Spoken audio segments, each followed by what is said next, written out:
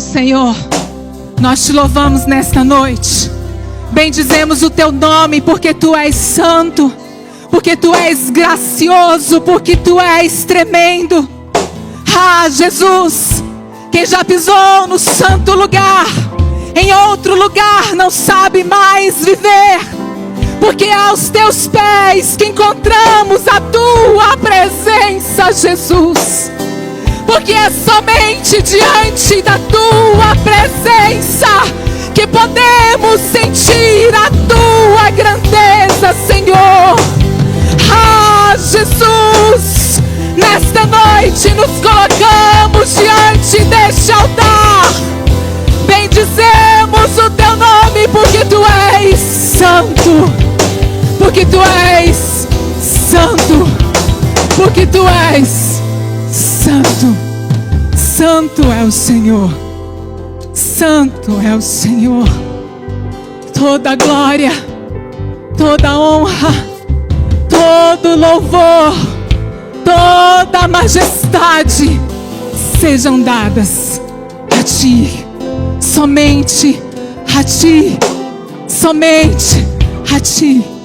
Em nome de Jesus. Aleluia. Você pode aplaudir o Senhor, porque Ele está aqui neste lugar. E Ele veio receber o nosso louvor. Graça e paz, amados do Senhor. Graça e paz, filhos do Altíssimo. Graça e paz, missionária. Quando nós ouvimos alguém dizer: eu sou tão jovem, mas eu quero gastar os meus dias, as minhas forças na presença do Senhor. Que nós possamos aprender com esta frase, porque não é apenas uma frase, mas é uma vida de fato e de verdade na presença de Deus. Aleluia. Queridos, eu quero convidar vocês para abrir a palavra de Deus em Lucas 13. Nós vamos ouvir uma história de uma mulher que tem muito a nos ensinar.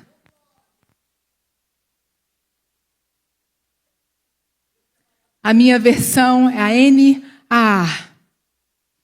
E a palavra de Deus em Lucas 13 diz assim: num sábado, Jesus estava ensinando nas sinagogas e chegou ali uma mulher possuída de espírito de enfermidade. Havia já 18 anos que ela andava encurvada, sem poder se endireitar de modo nenhum. Ao vê-la, Jesus lhe disse: mulher, você está livre da sua enfermidade. E o chefe da sinagoga, indignado por ver que Jesus curava no sábado, disse à multidão: há 6 dias em que vocês devem trabalhar. Venham nesses dias para serem curados, mas não no sábado. Porém, o Senhor lhe respondeu: hipócritas, cada um de vocês não desprende a manjedoura no sábado o seu boi ou o seu jumento para levá-lo de beber água? Por que motivo não se deveria livrar deste cativeiro em dia de sábado esta filha de Abraão, a quem Satanás trazia presa há 18 anos? Tendo Jesus dito estas palavras, todos os seus adversários ficaram envergonhados. Entretanto, o povo se alegrava por todos os feitos gloriosos do Senhor Jesus. Aleluia! Que texto poderoso de um Deus que vai além das circunstâncias, de um Deus que olha no nosso interior, de um Deus que se importa conosco, além das tradições humanas. Aleluia! A história da mulher encurvada vai falar de libertação, de restauração e de esperança. Glórias ao nome do nosso Deus. Lucas 13 traz a narrativa de uma mulher encurvada, que sofria sobre a ação de espíritos malignos que a mantinham presa há 18 anos. Esta mulher viveu anos de dores e limitações. Não podia olhar as pessoas nos olhos. E não podia conversar face a face, porque ela estava encurvada. Não podia admirar o azul dos céus, o soar e o voar dos pássaros ou o brilho das estrelas. A sua vida estava limitada a olhar para o chão, para os próprios pés, convivendo diariamente com dores físicas e, por que não dizer, por todo o seu corpo. Mas não era apenas o corpo que estava encurvado, a sua alma, as suas emoções também carregavam o peso de tantos anos de dores. Contudo, essa mulher nos ensina hoje uma grande lição. Uma condição não a impediu de adorar a Deus. Mesmo com dificuldades para caminhar e ir ao templo, ela poderia ter dado inúmeras desculpas para ficar em casa. Mas ela decidiu ir ao templo, adorar o Deus que pode curar. Aleluia! O texto afirma que ela estava presa. O texto diz que de maneira alguma essa mulher poderia se erguer. E a sua prisão não era apenas física, mas a sua alma também sofria da opressão maligna que a encurvava durante os 18 anos de sua vida. Ah, Senhor, quantos de nós estamos encurvados em nós mesmos? Ao observarmos a passagem, encontramos 3 situações marcantes. Primeiro, era sábado, dia em que o judeu se dedicava à adoração. Não se podia trabalhar, não se podia curar no sábado. Segundo, o centro da narrativa é uma mulher. Alguém que naquela cultura muitas vezes era colocada à margem do caminho, pelo simples fato de ser uma mulher. Terceiro lugar, Jesus deixa claro que as pessoas, elas são mais importantes do que as coisas. Jesus morreu por vidas. Jesus morreu por nós. Ele não morreu por tradições ou por culturas humanas, mas Jesus nos diz nesta noite que as pessoas são mais importantes do que coisas. Ah, Jesus, nós sabemos, Pai, que o sangue vertido na cruz foi para mim e foi para você, porque Ele nos ama e nos amou de maneira absurda, que deu a Ele a morte e morte de cruz. Ah, mas nós aprendemos muitas lições que podemos levar para as nossas vidas hoje. Porque a palavra do Senhor, ela é atual, ela é viva e ela é eficaz. Ela faz ainda hoje os milagres poderosos do nosso Deus. E a primeira lição que eu quero compartilhar com você nesta noite é que Jesus, Ele viu aquela mulher. E Jesus hoje, Ele está olhando em mim, Ele está olhando em ti. Jesus está olhando para o seu coração. Jesus está olhando no seu interior. Porque Ele vê além que dos nossos olhos, Ele vê lá dentro de nós. Ah, Jesus. Em meio à multidão, Jesus percebeu aquela mulher. E ela era mais que... Em meio à multidão, Jesus percebeu aquela mulher. Ele, mais do que ninguém, sabia de todo o seu sofrimento. Ele sabe dos nossos sofrimentos. Antes de abrirmos os nossos lábios, Ele já sabe. Ele viu com o seu olhar de amor, com o seu olhar de misericórdia. Ele a ver com os olhos diferentes dos olhos humanos. Jesus olhou para ela sem julgamento algum. Ele viu como as pessoas, ele viu o olhar dela, não como um animal preso a correntes de enfermidade, mas ele a olhou como alguém que necessitava de ser liberta pelo seu grande amor. Oh, Jesus! Deus nos vê também nesta noite. Os olhos do Senhor estão sobre esta igreja. Os olhos do Senhor estão sobre mim e sobre você. E Ele sabe quando derramamos as nossas lágrimas em secreto. Ele conhece as nossas dores. Ele sabe dos nossos choros. Ele sabe quando nós estamos nos prostrando, quando nós estamos nos vergando, porque a dor está tremenda, a vida está impondo dores terríveis. Mas hoje Ele olha para esta igreja e Ele diz: eu vejo vocês como eu vi aquela mulher encurvada por 18 anos. Nós não passamos despercebidos no olhar de amor e de graça desse Cristo poderoso. A segunda lição: ela perseverou na presença de Deus. Mesmo sofrendo por 18 anos, ela continuava indo ao templo para adorar o Senhor. A perseverança é algo, querido, que eu e você precisamos aprender diariamente. Diariamente.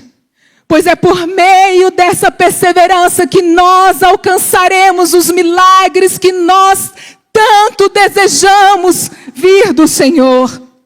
Pois Ele jamais nos dará tribulação maior do que nós podemos carregar.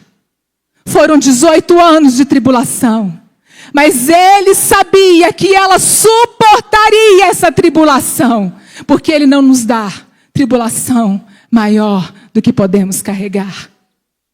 Veja lá em 1 Coríntios 10, 13, que nos diz assim: não vos sobreveio tentação que não fosse humana, mas Deus é fiel e não permitirá que jamais sejamos tentados por nossas próprias forças. Pelo contrário, juntamente com a tentação, vos dará livramento. Glória a Deus. Você pode dar um glória, porque Ele nos dará livramento.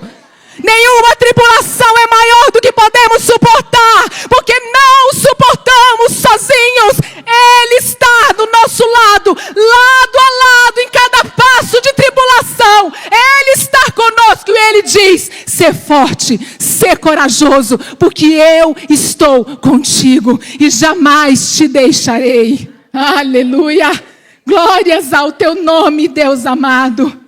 Jesus disse lá em Lucas 21:1, Ele disse assim: e pela perseverança que vocês ganharão a sua alma. Persevere, continue, não desanime, não desamine pelos obstáculos da vida. Seja corajoso, perseverante, porque Ele te dará, nos dará livramento. Aleluia. A terceira lição que nós aprendemos com esta mulher: Jesus a chamou para perto. Antes mesmo dela expressar a sua necessidade de ajuda, Jesus a chamou para perto. Antes de eu e você abrirmos os nossos lábios, Ele já sabe de todas as coisas.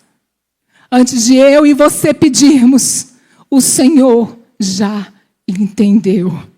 Glória a Deus. Algumas pessoas buscam a Deus, mas estão tão distante dEle, distante da presença dEle.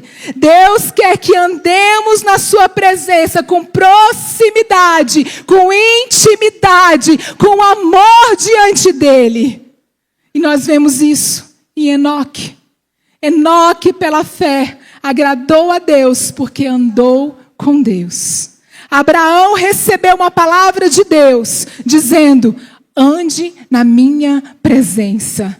Davi orou ao Senhor pedindo para que não afastasse dele a sua presença. Moisés recusou continuar a caminhada no deserto sem a presença do Senhor. Eu me recuso fazer qualquer coisa se a presença dele não estiver sobre a minha vida. Porque eu não sou nada. Eu não sou ninguém sem a presença dele. Mas nele eu sou mais do que vitoriosa em todas as coisas. Aleluia. Deus deseja, queridos, que andemos mais próximo dele. Precisamos buscar essa presença viva. Precisamos sentir o Senhor sobre nós, nos aconchegando, nos cuidando, falando nos nossos ouvidos. Precisamos sair da terra, querido, porque essa terra é passageira. A nossa vida é nos céus. E nós estamos tão preocupados com as coisas da terra. E estamos esquecendo de nos preocuparmos com as coisas dos céus. O céu nos espera. Ah, Jesus, no céu tem morada para nós, Ruth. Jesus construiu uma casa linda para você no céu. Jesus construiu uma casa linda para mim. Jesus construiu uma casa linda para nós. Porque a nossa vida é nos céus. Ele conhece todo o nosso caminho. Como disse o salmista: Senhor, tu sondas meu coração, tu me conheces, tu sabes quando me assento, quando me levanto, de longe conhece os meus pensamentos, observas o meu andar, o meu deitar, conhece todos os meus caminhos. Ele conhece tudo que você faz, em secreto, em público, na sua casa. Ele conhece você. Ninguém mais, nem a sua esposa, o seu esposo, sabe mais de você do que o próprio Senhor. Não temas de se expor diante de Cristo. Ele chama você para perto hoje. O dia é hoje. O dia é agora. Ele te chama. Ouça o que o Espírito de Deus está falando com você e vem para a presença dele. Em quarto lugar, Jesus liberta aquela mulher de 18 anos de sofrimento. Ele diz: mulher, você é livre. Mulher, você está livre. Nenhuma prisão é maior do que o poder de Cristo. Não é o tempo que vai impedir a cura chegar, da salvação chegar, da libertação chegar, da vida financeira ser colocada em ordem, de um filho voltar para casa. O tempo não pode impedir o que Cristo quer fazer. Ele deseja fazer milagres ainda hoje, no dia que se chama hoje. Recebe aí o que o Senhor tem para a sua vida. Isso mesmo. Pegue mesmo aquilo que Deus tem para você. Dê glórias a Ele, porque Ele está vivo. Vivo está. E Ele pode fazer hoje o que você tem pedido há muito tempo. Aleluia. Se há algo que você aguarda há tanto tempo, saiba que no tempo oportuno, como Cristo fez com Ana. Ana sofria de infertilidade. Mas no tempo oportuno, Ana estava no templo como esta mulher, a mulher encurvada, adorando a Deus. E a palavra de Deus diz que em tempo oportuno, Ana gerou um dos maiores profetas que essa terra já viu. E Ele, no tempo oportuno, nos dará aquilo que estamos aguardando. Em quinto e último lugar, queridos, ela foi restaurada por completo. Ele não faz a obra incompleta. Ele faz a obra completamente, de dentro para fora, de fora para dentro. Ele não apenas curou o seu corpo, mas Ele a restaurou. Ele devolveu a sua dignidade, devolveu a sua esperança, a sua alegria. Ele ergueu essa mulher diante dos olhos de todos. Ele a honrou diante da congregação. Ele a levantou a sua cabeça para que ela pudesse andar erguida, endireitada, sem humilhação, sem afronta, mas diante do Senhor. Ele liberou essa mulher de toda a deformidade física e de toda a deformidade da alma dela. O que hoje te aflige? O que hoje prende o seu coração? O que hoje enverga a sua alma, o seu espírito? Ah, se os nossos olhos pudessem ver com os olhos de Cristo Ademar. Se os nossos olhos pudessem ver não só o exterior como eu estou vendo, mas se os nossos olhos pudessem ver como os olhos de Cristo, nós veríamos tantos corações encurvados, tantos enfermos da alma, solitários, humilhados, empobrecidos espiritualmente, presos nas cordas do inferno. Ah, Deus. Ah, Jesus. Mas também, se os nossos olhos pudessem ver como os olhos de Jesus, nós também veríamos as almas enfraquecidas sendo erguidas pela presença do Salvador. Aí agora você pode sim dar um glória. Você pode dar um glória, porque são almas enfraquecidas sendo erguidas pelo Salvador. Erguidas no dia de hoje, erguidas de toda situação que os envergam, porque Ele é Deus de milagres. Deus de milagres. Eu quero convidar você para ficar de pé.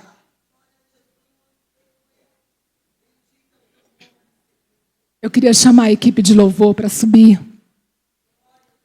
Podem vir.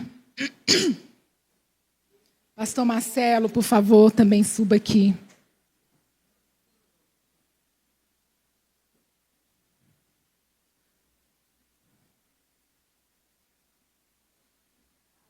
Esse Deus que a Bíblia nos deu a conhecer é um Deus de amor tão grande. É um Deus de amor tão infinito.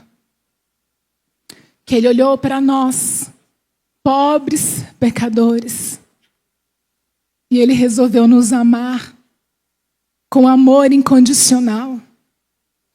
E eu quero dizer para você hoje, meus queridos, não tenha medo de se expor na presença de Cristo. Não tenha medo de dizer a Ele o que você tem aguardado. Não desista. Persevere. Porque Jesus nos vê hoje. Não importa se nós estamos nos escondendo dEle. Os olhos dEle estão postos sobre nós.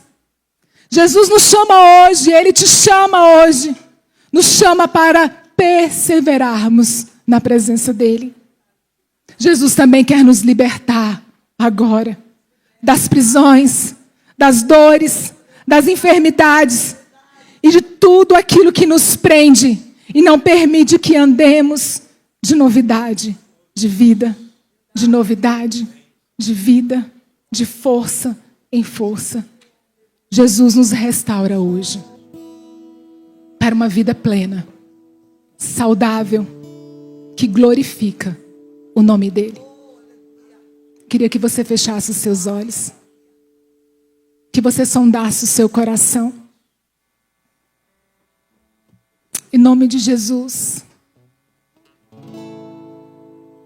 Que você dissesse a Ele quais são as suas necessidades. Que você dissesse a Ele quais são as tribulações que têm feito você se encurvar. Quais são as dores que você tem vivenciado, que tem encurvado não só o seu físico, mas também as suas emoções. Tem apagado o seu espírito.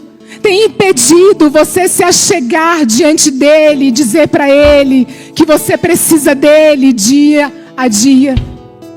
Fala para Ele quais são as enfermidades que você tem enfrentado, porque o Deus que pode curar, Ele está aqui neste lugar e Ele quer curar você, Ele quer libertar você. Diz a Ele quais são as coisas que você tem aguardado há tantos anos e parece que o seu dia não vai chegar. Mas eu quero te dizer, persevere, continue, insista, porque o nosso Deus virá e nos salvará. Aleluia.